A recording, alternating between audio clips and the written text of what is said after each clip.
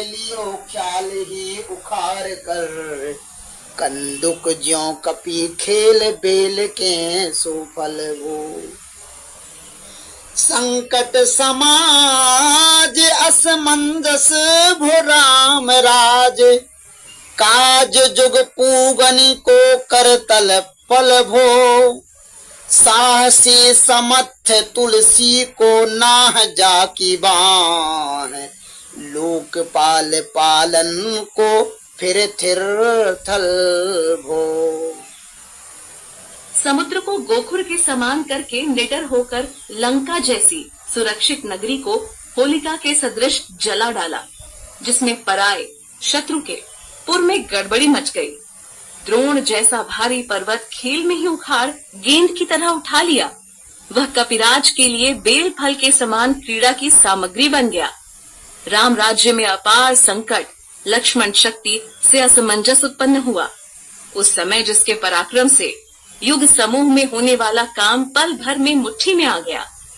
तुलसी के स्वामी बड़े साहसी और सामर्थ्यवान हैं, जिनकी बुझाएं लोकपालों को पालन करने तथा उन्हें फिर से स्थिरता पूर्वक बसाने का स्थान हुई। कमठ की पीठी जाके गोडनी की गाड़े मानो, नाप के भाजन भरी जल निधि जल भो। जातु धान दावन परावन को दुर्ग भयो, महामीन बास तिमि तो मनी को थल भो। कुंभकर्ण रावण पयोद नाध ईंधन को, तुलसी प्रताप जाको प्रबल अनल भो। भीषम कहत मेरे अनुमान हनुमान, सारी खोत्रिकाल नात्र लोक महाबल भो। कच्छप की पीठ में जिनके पांव के गड्ढे समुद्र का जल भरने के लिए मानो नाप के पात्र बर्तन हुए, राक्षसों का नाश करते समय वह समुद्र ही उनके भागकर छिपने का गढ़ हुआ तथा वही बहुत से बड़े बड़े मत्स्यों के रहने का स्थान हुआ। तुलसीदास जी कहते हैं, रावण, कुंभकर्ण और मेघनाद रूपी ईंधन को जलाने में निमित्त जिनका प्रताप प्रचंड अग्नि हुआ। भीष्म पितामह कहते हैं, मेरी समझ में हनुमान जी के समान अत्यंत बलवान तीनों काल और तीनों लोक में कोई नहीं हुआ।